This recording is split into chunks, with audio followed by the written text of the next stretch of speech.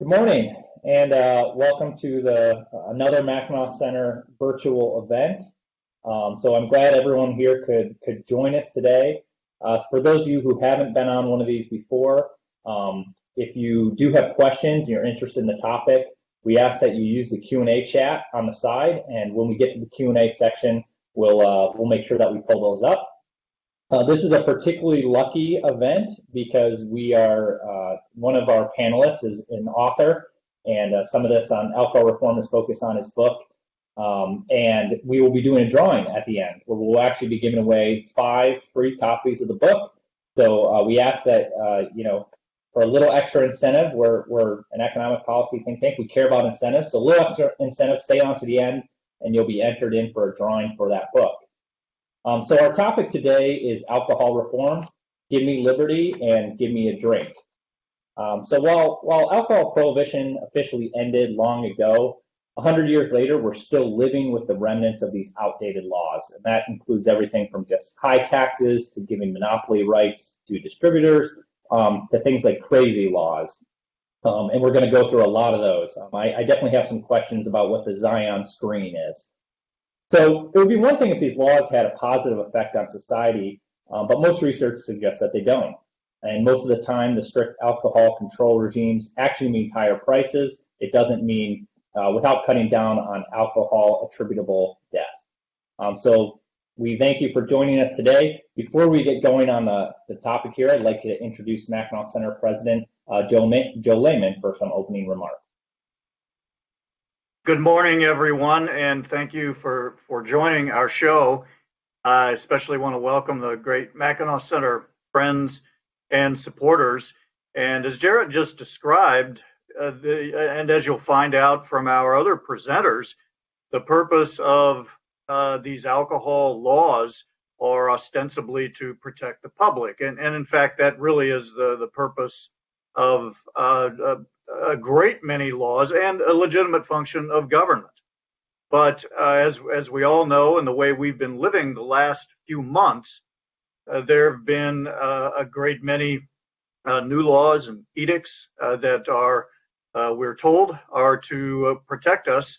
And 2 things are important. Number one, it's important that the laws actually have their intended effect. Good intentions aren't enough. Laws need to be critically evaluated to see if they actually produce the benefit that their promoters say they do. So that's one test. But another test is, are the laws put in place using the processes established by our Constitution and our form of government? Are the laws put in place in a way that takes advantage of the genius American system of checks and balances between and among the branches of government? And that is where the Mackinac Center has been spending a great deal of its effort lately. And particularly if you live in Michigan, I'm sure that you heard that the Mackinac Center sued Governor Whitmer at the Michigan Supreme Court, and the court found that the Mackinac Center's arguments were persuasive, that the governor was simply exerting authority that she did not rightfully have in extending a state of emergency past April 30th without the consent of the legislature. And this was a matter of far more importance than whether or not we have to wear masks, than whether or not we have to maintain 6 feet between us, or 7, or 4.5, or whatever. As important as those things may be, this question went to the very heart of how will we be ruled by the people we've elected who take oaths to uphold the Constitution. So the Supreme Court found that the law that the governor was relying on was simply unconstitutional. They found that in a 4-3 decision, but then in a 7-0 decision, they found that she had acted illegally in her pursuit and continual enactment of something like 180 executive orders. So where does that leave Michigan? There are still a lot of public policy issues that the Mackinac Center is working on, but this one has sort of risen to the top of our priority for the time being. And the governor is now working through executive agencies to put in place other restrictions and measures designed to protect us. Some of them may be good, some of them may be not, but it will be our job to make sure that henceforth these are done properly and only with authority that either the legislature has properly delegated or that the legislature is involved.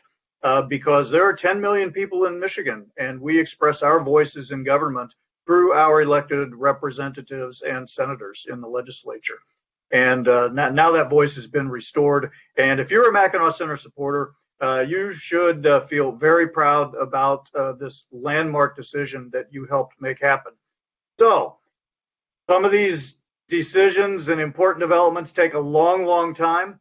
And you're now going to hear from some of my colleagues who are laying the groundwork for rollbacks of the last vestiges of prohibition in America. Jared Scorup, back to you. Thanks, Joe. So our two panelists today are going to be Jarrett Dieterle.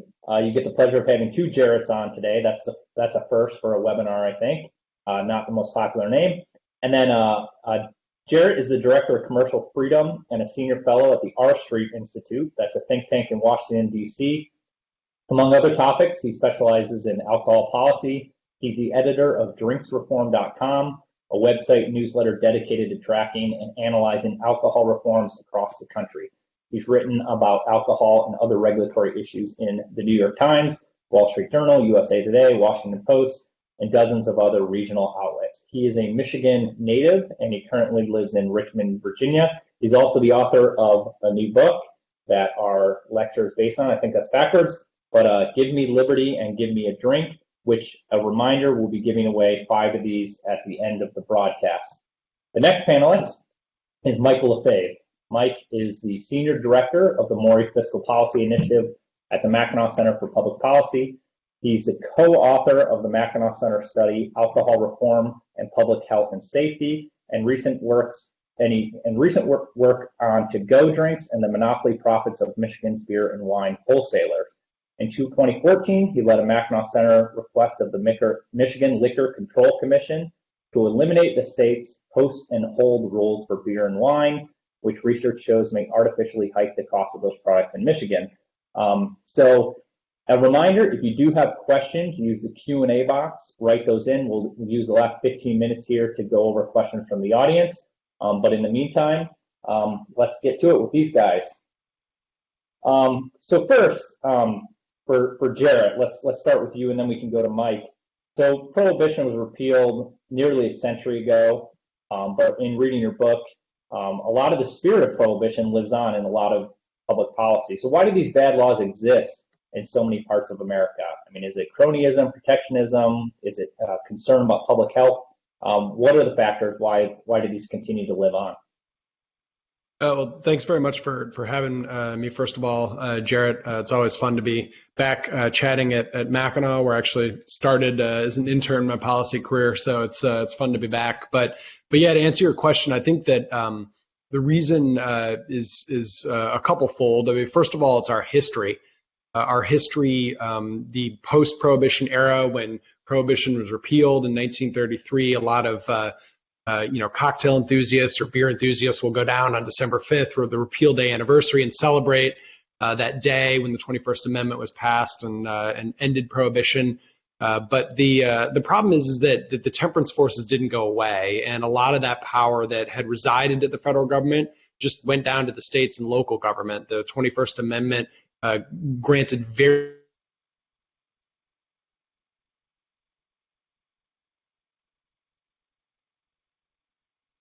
very expansive power for going on a century now.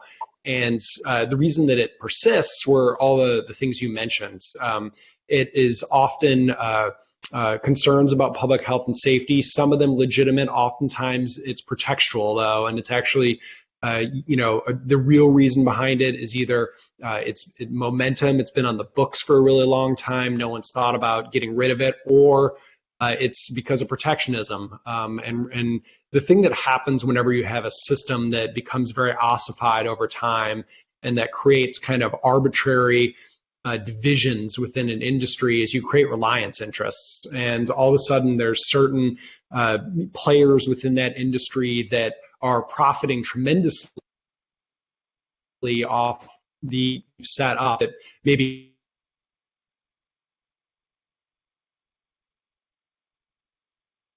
carves out for them is they want to keep that going because their business model depends on that existing. You see that most often at the wholesaler tier, again, as I'm sure we'll talk about quite a bit today, where they are basically ordained by law to be the only distributors of alcohol. All alcohol sales essentially have to go through them at some point in most cases.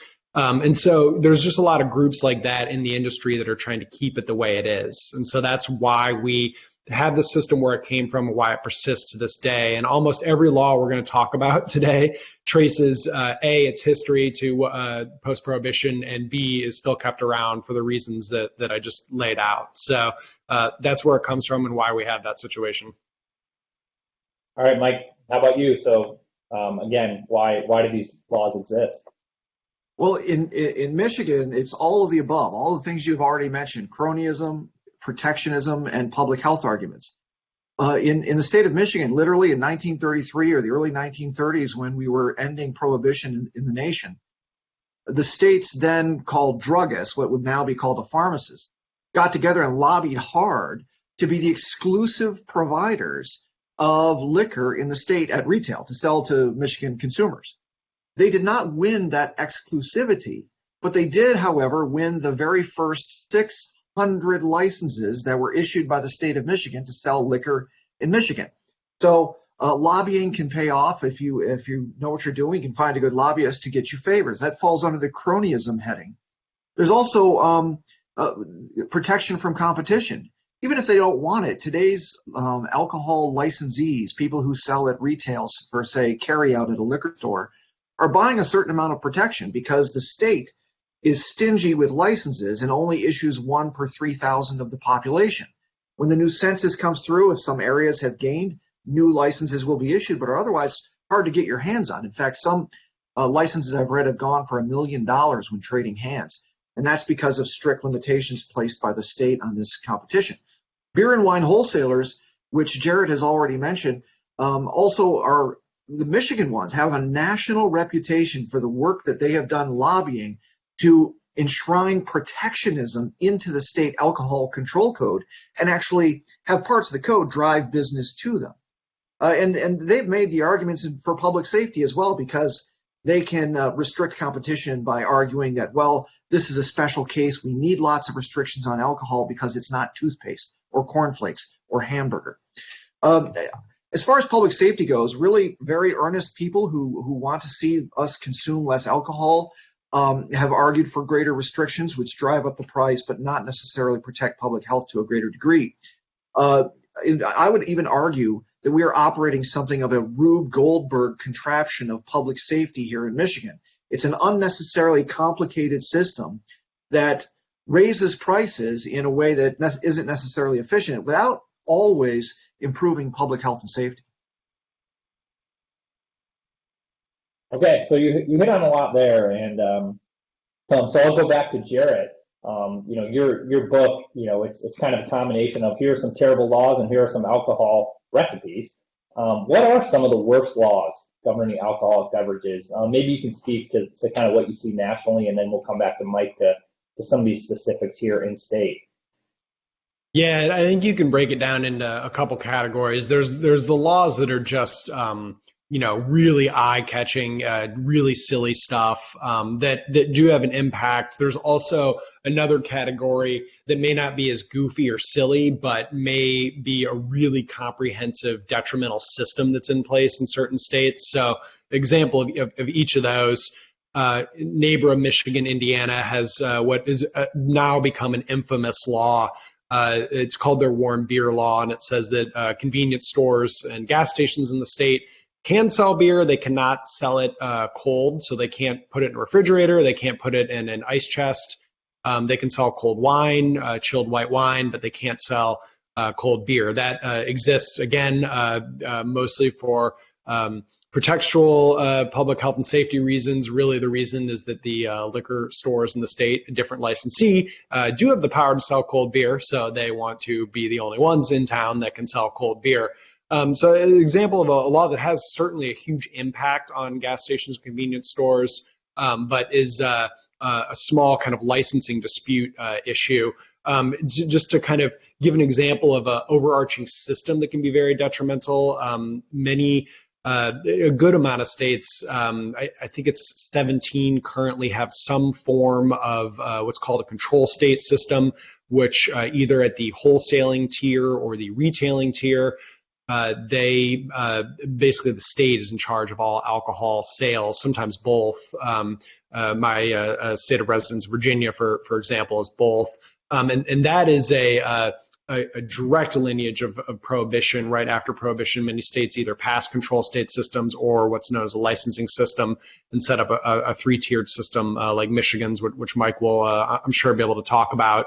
But the control state system is one of the few examples we see of the government being so directly involved in the marketing and sale of private goods. I mean, they're acting as a market participant, which, again, you don't see a lot. I mean, there is some examples. You'll see, maybe a gift store at a national park, for example. They might be selling private goods there, but they're very small things. The widespread control of one whole area of the marketplace, like a control state, is really, really different in 21st century America, really unexpected, I think, to a lot of people that don't live in control states, and really raises a lot of questions of why we're having the government act as a market participant in a private retailer and giving it a monopoly over that in the state. We can go into, there's a whole host of ramifications that has. I mean, just one to pick quickly is that, if you're a producer, a distillery, for example, in Virginia, you have a new gin that you want to take to market, you have to pitch it to the ABC stores here. And if they don't accept it, and it's a random small government committee that's deciding what to sell or not, you're locked out of all the stores in the state in your backyard. Not like if it's a private retailer and one rejects you, then you can go to the guy down the street and pitch him on it and hope you can get someone interested to carry your product. So it can really be the difference between a business surviving and thriving in a control state or not. And that's just one example of the shenanigans that can go on in control states. But those are two examples of kind of the variety of stuff that you can see in the alcohol marketplace, everything from turf wars over licensing to these overarching systems that are really almost like from the set of like a Soviet era movie or something like that, government run liquor stores. So I'm sure Mike will have some really good examples from Michigan as well. Yeah, Jared, I'd like to piggyback on that before you ask another question, if that's okay. Here in the state of Michigan, we don't have as many of the outrageous things that Jared has found and cataloged in his book, like the warm beer law or the Zion curtain, etc. But we do have instances that end up being that ridiculous or funny simply because our code is so complicated. Our alcohol control code is 74,000 words of 10-point font, plus another 39,000 words in rules that are sort of attached to those. So it's you need lawyers to help you sift your way through this. But there was one instance I've got to share with the audience back in the 2000s when a bar owner who had an alcohol license ended up having some patrons dancing in his bar, and a police officer saw it and actually ticketed the bar owner for not having a special permit that allowed dancing at his establishment. So he challenged this, and the police officer actually went before the Liquor Control Commission's review board. And the police officer was forced by the defense attorney to get up and do a dance move as evidence that she knew what dancing was. That's how ridiculous and expensive this is, and it's just one instance. I don't remember who won, but the principle of it was, it's a shame they need a permit to dance. And of course, this is just a permit for patrons to dance. If you have a topless bar or a fully nude bar, that's an entirely separate permit. We have something like 27 licenses that you have to get depending on what you want to do, and then a pile of permits have to be added to those if you want to do something within those license limits. Jarrett talked also about the broad view of things here and the control state. Michigan is a control state for liquor, which means that the state of Michigan is responsible for first buying almost every drop of liquor that gets consumed ultimately here in the state of Michigan. And so the state has set itself up in a way that allows it to tax us in a very indiscreet way. It adds a 65% wholesale markup after it buys the liquor. Then it adds on 3 specific taxes of 4% each, one for the general fund but a specific purpose, and one for the school aid fund. And then when you're getting your favorite bottle of tipple to the counter, they salt on a 6% sales tax. So it's an extraordinarily complex way of protecting us from ourselves when it comes to liquor, and it often accrues to special interests and raises prices dramatically. The Mackinac Center did a study of liquor prices back about 11 years ago, and we collected 5 liquor price histories for the most popular liquors in the country in 25 metropolitan statistical areas and compared them to the lengths of alcohol control codes in 50 states. And what we found was that for every 10% increase in the length of a liquor control code, there was a corresponding 10% increase in the cost of those liquors. The reason we looked at code length was because it's a good proxy for a willingness of a state to control its people. All right, I can't let us go on anymore until we get to the bottom of this. Jarrett, can you tell us what is a Zion curtain? Yeah, it's another one that kind of falls maybe into the Hall of Fame of ridiculous alcohol laws alongside Indiana's warm beer law. But essentially, it's a law in Utah, exclusive to Utah, that actually requires bartenders in the state to mix drinks, cocktails behind some kind of a partition that screens them from the restaurant patrons. In its most strict form, it blocked them entirely. So the idea is that they didn't want presumably children to watch cocktails being mixed. They've tried to reform it, and they just, to Mike's point, ended up making it more complicated and adding probably more pages to the state code. So now you can like choose between like a buffer area or like a modified like wall, like, depending on what licensing category you are. But it's just such a wonderful example of kind of what are we trying to accomplish here? Public health and safety is the justification for it, but 49 other states do not have that law, and there's been no evidence that social harms are any higher in those states. There's been no evidence that drunk driving isn't any different, alcohol-related deaths aren't any different, underage drinking.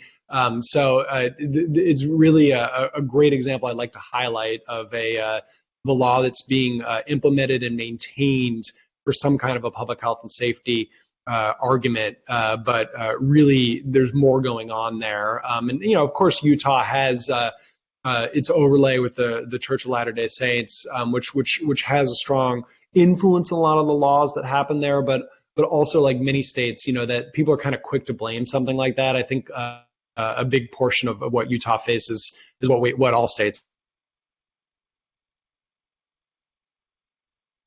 So, Mike, which is a reaction to that, or a different type of establishment that doesn't have to.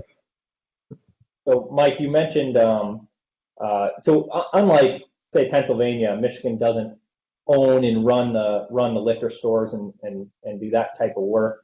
But what are some major things that we have in place here in Michigan? Maybe you can talk a little bit about what the 3-tier system is and how that's set up. Well, coming out of Prohibition, really, states had responsibility for alcohol control, and many of them developed what we call today a 3-tier system, which includes manufacturers, the folks who produce the alcohol, wholesalers, middlemen who distribute the alcohol, and the end seller, the retailers. No one tier is typically allowed to operate another tier. So Budweiser may no longer own a retail outlet where it sells just Budweiser products. That's one of the reasons that this 3-tier system got started. Reformers thought there was a lot of alcohol abuses going on with the tied houses, and they wanted to ensure that no monopolies would develop. And ironically, government-granted ones ultimately emerged, and monopolies do exist, but within the tiers themselves. Part of the problem is not just the fact that Budweiser may not distribute to a retailer, but that there are exclusive territories granted in Michigan law to a number of beer and wine wholesalers, at least here in Michigan, that operate a monopoly. So if you are a wholesaler of Miller and you're located in a particular area of the state, retailers who want to sell Miller are assigned to you. And that limits competition for the retailer who wants to bring in product. We think that's one of the things that major areas that need to change because it artificially increases the cost of alcohol in the state. Let me give you just one example. These are private businesses, so it's difficult to get price data, but because of a legal case that we know about back from 2002, can provide you with insights as to the type of monopoly profits Michigan beer and wine wholesalers make. Years ago, Northwest Airlines got busted hauling in its own beer from Minnesota to Detroit Metro Airport for the purpose of avoiding having to buy it after it's been passed through the local wholesaler, which has the exclusive territory near there. And Northwest reported that they were saving $3 million a year by trucking in their own beer. Now multiply that times all the licensees in the state who deal in alcohol control or alcohol sales, and you can see just how much in actual tribute is being paid by the monopoly wholesalers. We think that America's free market system would provide a better system, a lower cost one, if retailers were allowed to go to a Sam's Club, a Walmart, a Costco, or even an Amazon to acquire the products that they need when they need. There should not be a mandated wholesaler in between each transaction. And does it operate that way in some other states? Jared, maybe you can speak about that. I mean, we're talking a lot about the bad. Is there any good examples kind of some states that do operate that way? Yeah, well, there's more examples of the bad, to be honest. More of them operate at least somewhat similarly to how Mike laid out for Michigan. Again, most states have some version of a three-tier system. Not always control states, as I mentioned, but still do mandate that you work through a wholesaler, and there's markups. Every time you create an arbitrary middleman, they're going to mark up the price on their end. State a couple years ago did repeal their version of a three-tier system. They're really the best recent example of a state doing it. The tax rates are still very high in Washington State for distilled spirits. I believe they might be the highest in the country. If not, they're in the top 2 or 3. And so that's kind of led a lot of people to argue, whether it really reduces the price to get rid of the three-tier. If it was done in a way where, the taxes were held neutral, that it would unquestionably be cheaper for the reasons that Mike laid out. If you're allowing large retailers that are really good at logistics, Costco's of the world, Amazon's of the world, to get involved in this area of private commerce like they are in every other area, there's no question that it would be cheaper. They can't even often do things like warehousing their own spirits in states. Again, a lot of states say that wholesaler is the only entity that can warehouse. Sometimes states have government-owned warehouses like in Ohio. So, I think that it's unquestionable that it would be a better system. And unfortunately, there hasn't been as many states that have done a kind of wholesale revamping of it like they should, because it's politically really difficult. Let me piggyback on Washington State comment real quick, Jared. He's absolutely right. There were fees imposed by the government after they left the business because they didn't want to be left out of the revenue stream. They were collecting revenue before as a three-tier system, and they didn't want to see that drop off. And it's the fees that kept prices high or even higher than they were before actual privatization had taken place. The one benefit that you could say that accrued to the drinkers in Washington was that the number of stores they could get alcohol from went from about 300 to about 1,300. So, all right, you guys have convinced me. I believe it. I think the system drives up prices, and I think there's a lot of laws that people have to follow. But doesn't this make sense if it protects health and safety? I mean, alcohol is not like pop or like water or like all these other products that Amazon sells.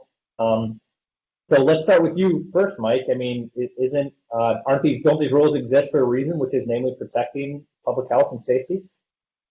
Well, that's certainly how it's sold, and in some cases it very may well protect public health and safety to some degree, but it's oversold as a protection device. Here's a number of examples. The Mackinac Center years ago went out and we actually researched this very subject, especially specific to Michigan. And we did so, we looked at public safety by gathering the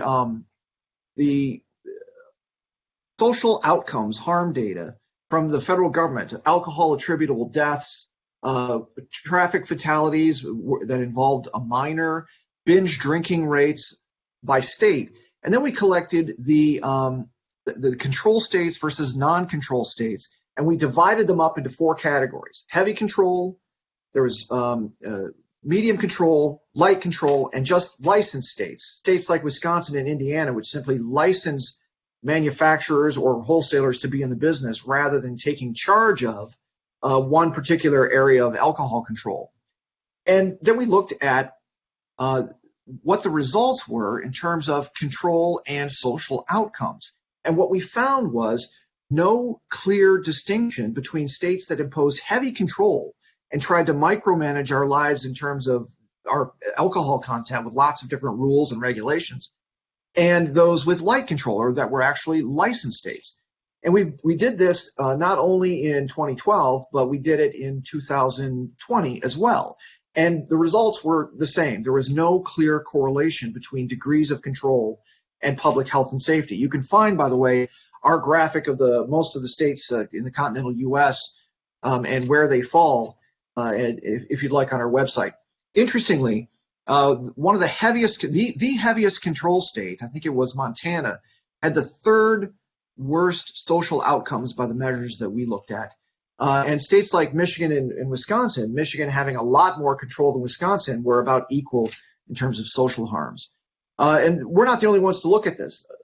Professors have actually dug deeper and built models with far more controls, such as seatbelt laws, PEG registration laws, and other rules and regulations imposed on the system. And they too found no specific correlation between those degrees of regulation and the social outcomes that we've all been measuring. Anything to add to that, Garrett? Yeah, well, Mike's database he's talking about that Mackinac put together is really the gold standard in this area for, really looking broad-based at what the different outcomes can be based on the level of control there. And as he said, there's no overarching correlation. Just one example to kind of show how this can play out that I would highlight is Massachusetts has a now very well-known happy hour ban. You can't have any drink discounts in the Bay State. That, unlike many of the laws that we've talked about today, is more recent. It actually was enacted in 1984 after a couple of very high-profile and ultimately deadly drunk driving accidents in the state. State lawmakers said, well, drunk driving, that's a social harm, that's a problem. We want to fix it. How are we going to fix it? And they settled as one of their answers at the time on getting rid of happy hour in Massachusetts. And again, clear public health and safety rationale behind that law. And yes, drunk driving rates have fallen in Massachusetts. The problem is that if you really unpack the data, they also have fallen everywhere else by basically the same level since the 1980s, when Mothers Against Drunk Driving and some of the more educational awareness started taking off, and some of the penalties started increasing for DUIs. And there really became an emphasis on pushing .08 laws. And Massachusetts nowadays, they don't have lower rates than for drunk driving than their neighbors, Rhode Island, for example, Connecticut, that do allow happy hour in the state. And they actually still have some of the highest rates of self-reported residents who say that they drink and drive. So take that for what it's worth. But it just shows you that the people making these arguments are often very clever. And will do things that sound very convincing. No one wants drunk driving to be some huge scourge in their area, but they're selecting things that are tools not really to fix that, and they're really ineffective and ultimately not improving public health, but creating all these costs along the way. And it's just a system where they're spending time over enforcing the silly laws that aren't helping and not spending those resources in a more effective way, potentially, as a government. So like everything else, COVID has affected the alcohol industry. Can you guys talk about some of the changes? I know here in Michigan, we had some emergency orders that were related to alcohol. Can you talk a little bit about anything under COVID that changed the alcohol industry on the regulation side, and then maybe which of these might stay around for the future? Mike, why don't you start out? Sure. Yeah, since March, I'm happy to report that Michigan has passed 16 laws that actually liberalize the alcohol trade a bit. The big one that got all the attention was the to-go laws. Previously, you could not order mixed drinks to go, but now you can not only order mixed drinks to go, you can have DoorDash deliver them to your house, which is something that was designed to help the bars and restaurants that have been harmed by the closures during the pandemic to stay afloat. There's very high margins with hard liquor. And I believe Jarrett's book may say that 30 states since the beginning of the pandemic have adopted to-go laws where they didn't have them before. Ours, unfortunately, has a sunset, but hopefully by 2025, the people of Michigan will think that, why did we ever have this law in the first place? Also, during that time period, we've seen small brewers get permission to double the amount of production that they can self-distribute. I've often complained that wholesalers are the place you have to go first with your alcohol, with exceptions. This is an exception. Small brewers can actually self-distribute if it's under 2,000 barrels a year now, I believe. And the list goes on. So we've seen some productive efforts in the right direction, but a lot more needs to be done. Jared, I could go on for quite a while about what's wrong with the Alcohol Control Code, large and small ideas, and that we'd be better off reforming. But if there's time, I'll swing back to that after Jarrett's response. Yeah, Mike's right. I mean, the to-go cocktails have been the thing that have captured the attention. It's 33 or something like that states right now that are temporarily allowing it. The real question, of course, is going to be which ones permanently do it. Iowa and Ohio have now passed laws that make it permanent. Michigan enacted a very good extension to 2025, should have been permanent, but again, more than some other states have done. Another thing I think you're going to see more is delivery of kind of off-premise stuff, packaged distilled spirits, beer. In the middle of COVID, Georgia, which previously did not allow grocery stores to deliver alcohol with groceries, green-lighted that permanently. And then the final part of this that will be, I think, most interesting and potentially have the most possibility for really upending things like the three-tiered system is going to be what's known as direct-to-consumer shipping. And that's usually meant in the context of cross-state lines. So, people are familiar, wine clubs are kind of a big thing. You can often wineries can ship wine from, California to Michigan, for example. But there's beer, distilled spirits, almost no states, it's only a small handful, allow that to be shipped from out-of-state breweries or distilleries into states. Also, very few states allow retailers of those products to ship across state lines. And I think that there's going to be more questioning of how viable that is now that we're really relooking at how things are delivered to us and shipped to us in the middle of this pandemic when people are trying to stay at home and socially distance. Kentucky also in the middle of all this passed I would say that it's groundbreaking in the sense that it's the most recent comprehensive reform where they allowed breweries and distilleries and wineries to ship in state and vice versa. But it's only vice versa if other states have passed reciprocal laws. So I think that's going to be the real thing to focus on. That could be very disruptive for the system if you all of a sudden start allowing those producers to go directly to consumers and shipping it there direct via some kind of a courier service. So those are some of the things we've seen, but it really does have the potential to shake things up. I mean, who would have thought that 100 years after Prohibition started, it would take a global pandemic maybe to make us rethink some stuff, but it has. All right, so I'll have one final question, but for anyone in the audience, if you have questions, go ahead and put them in the Q&A box off to the side there. Just write them, and I'll choose from there. So, really what a lot of both of you guys have talked about is like most areas of public policy, we're talking about trade-offs here. So we're trying to allow freedom for people to get products that they want while ensuring that it's done safely, that it's done effectively. But there's also the business side. A lot of businesses, a lot of industry relies on this. So what are the big reforms that can be done here? Thinking about those types of trade-offs in mind, what laws should states pass? How should they kind of pursue this? So Mike, I'll start with you. My view with reforms is one that includes the thoughts of public health and safety.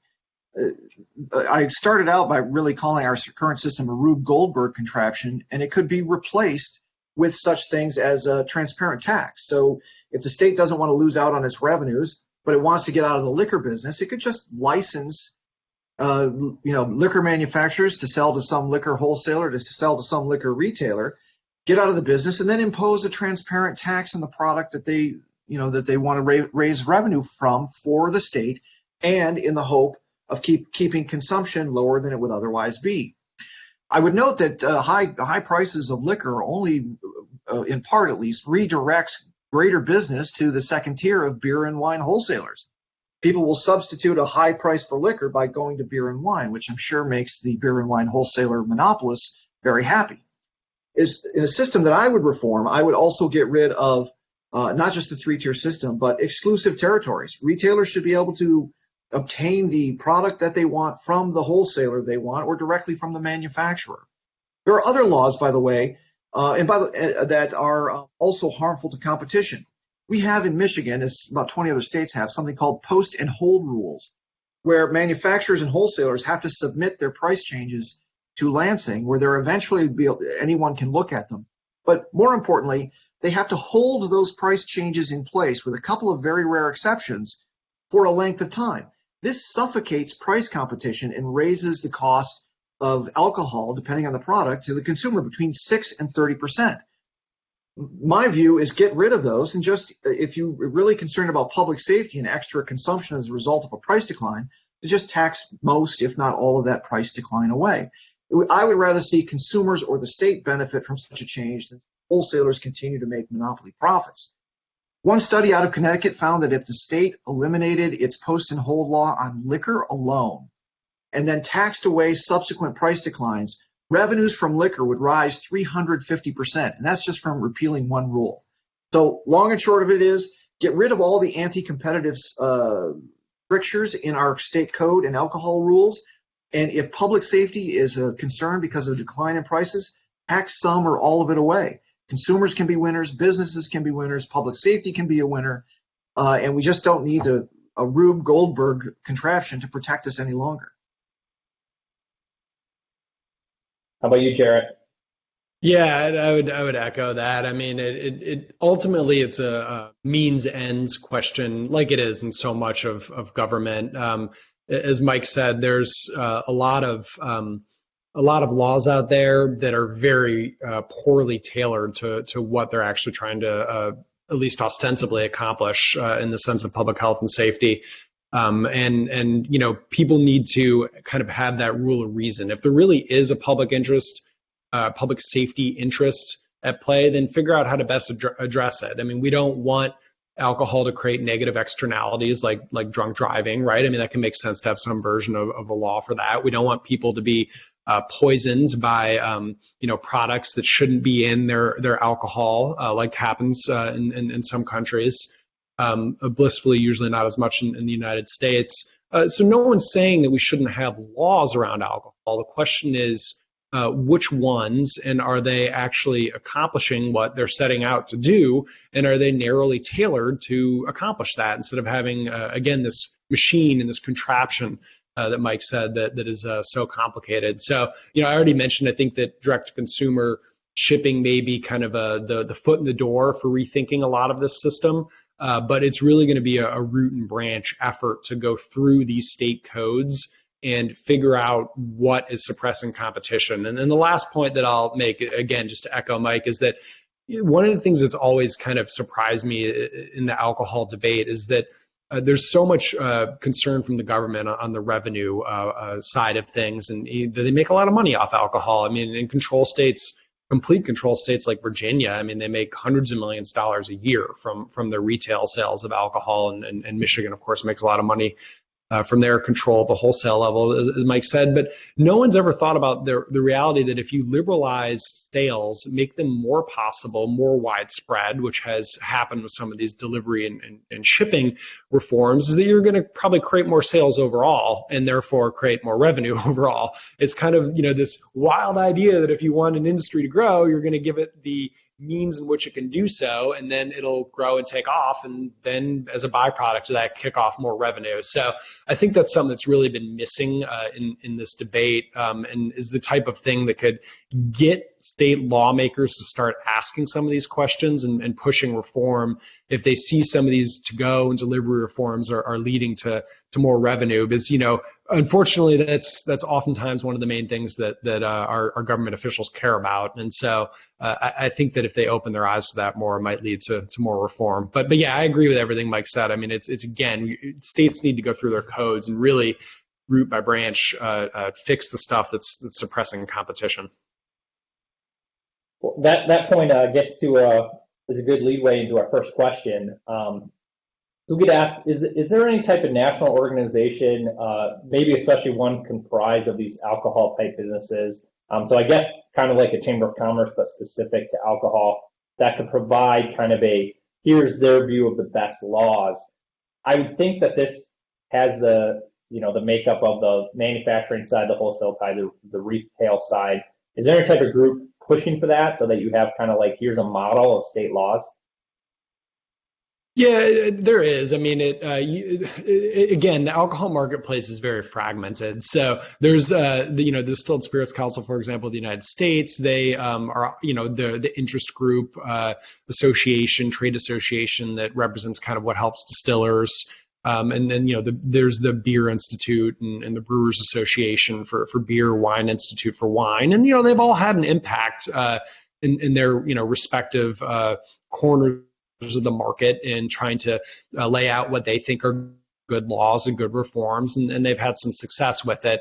The unfortunate thing is that oftentimes, on the other side of the ledger is very powerful wholesalers that are very influential in state capitals, oftentimes more influential, unfortunately, have been in those states and have made contributions to politicians in those states and have really been involved in lobbying in those states for a much longer time.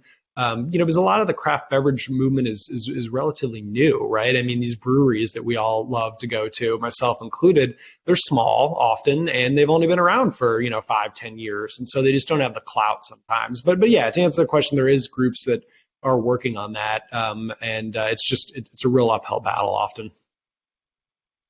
There are groups, Jarrett, but Jarrett's right, it's fragmented. And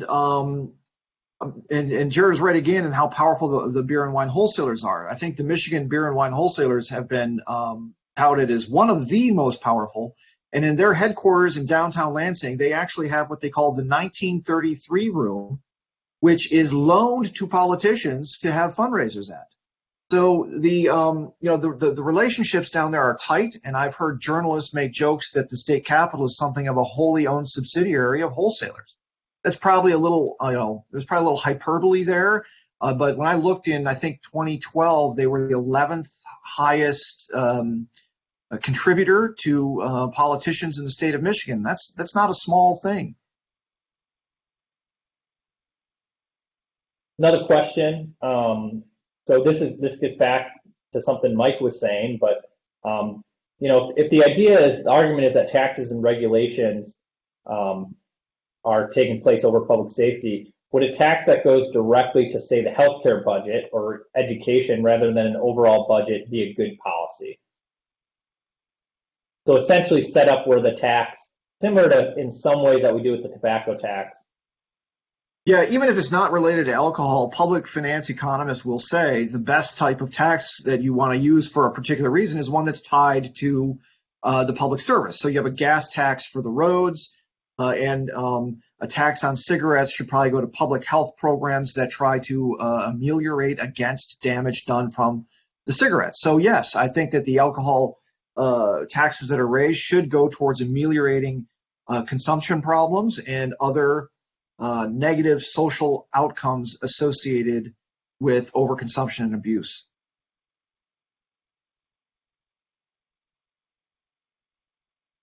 All right, last question here. So why don't the manufacturers lobby to clear up the retail sale restrictions? If they did, wouldn't they be able to create more demand for their product as a result of lower retail prices? So basically, getting back, you guys both talked a little bit about this being fragmented, but do we see these pushes in some areas where they're trying to at least benefit their own area? I'll just say real quick, I remember attending a panel where they had people from different parts of the alcohol industry, and you could see that everybody was being really careful about trying to get rid of these restrictions that clearly benefited someone else on the panel at their expense. But do you see that type of friction happening? Do you see people that actually will get out and lobby on some stuff? Yeah, there is one of the biggest issues. We talked about the groups that are involved, but one of the biggest issues in this is that people are scared. I mean, the craft distillers, the craft brewers are scared, and why wouldn't they be, right? I mean, they have so little power in this dynamic that many of them, if you see them on a panel, they're going to go out of their way to be like, well, I love wholesalers, they're an important part of my business. And it's like, well, you kind of have to do that because that person might not carry your product anymore if you're not nice to them. And so it's often a fear factor, and then just again like a clout factor, whether they actually have the influence to change anything. And you see that all across. There's some outspoken small producers that I often in my work try very hard to highlight because I really admire them for speaking out about it. But they're often ones that have developed their business to the point where they know that they have a really built-in following, and they're going to be okay probably overall. But yeah, that's why you don't see it more. And that's why so many of the reforms like self-distribution that Mike mentioned, that's great. That's really starting to spread around, but it's always capped. It's always 2,000 barrels, 3,000 barrels of self-distribution. And that's because that's all they can get, right? I mean, they're going to take anything that will slightly liberalize their marketplace, but they're not going to have the influence to just get rid of, if you had complete self-distribution, then that would be, the end of the three-tier system in many ways. So that's why it's so timid often, is that I think it's a huge part of it is just fear. And even getting a slight increase in self-distribution will often come with some type of quid pro quo for the wholesalers, locking up their wine or beer territory even more in some subtle way that might not be noticed by people who even follow this for a living. And I'll tell you that it's the challenge of overcoming the opposition, whether it's beer and wine wholesalers or genuinely people concerned about the lower price of alcohol creating safety issues. Costco, very self-interested out in the state of Washington, spent millions and millions of dollars to get this three-tier system taken down in their own state. It didn't even result in price declines because of the fees imposed by the government. And I'm not sure they want to fight that battle 50 times. I would bet anything that Amazon would love to get into the business of delivering alcohol directly to people or to customers, but I'm not sure that the cost-benefit analysis works out for them because of just how much opposition would be thrown at them, not only by beer and wine wholesalers and other these entrenched interests, but by the safety folks like Mothers Against Drunk Driving, first responders, et cetera. That's one of the reasons that I talk in terms of letting prices decline, but taxing away most, if not all, of the subsequent decline. That way, I think we can at least keep safety advocates on board who are afraid that very low prices would result in skyrocketing consumption. All right, great. Thanks, guys. So we're at the end of our program. We appreciate both of our speakers and all of you attendees. If you enjoyed this, please visit our events page, mackinac.org/events. You can find this event. The stream will be on there if you want to rewatch it or send it over to some friends or send it to your friends in the alcohol business. And then we also have our past events and future events on there, so you can get emails to stay up to date on those. The Mackinac Center is a 501c3. We are a nonprofit. If you enjoy what we do, we also ask for your support. You can visit our website for more information about that. And we're at the moment you've all been waiting for. We did do a drawing for Jarrett's book, Give Me Liberty and Give Me a Drink, 65 cocktails to protest America's most outlandish alcohol laws. So our book giveaway winners are, we randomly drew 5 of you. So we have Bob Ackerman, Barb Willing, Dr. Louis Zacco, Sam Sturck, and Jeanne Connolly. So we will follow up by email to get your home address to send this to you. For the rest of you, you can find the book on Amazon. And we thank you all for coming today, and we'll see you next time.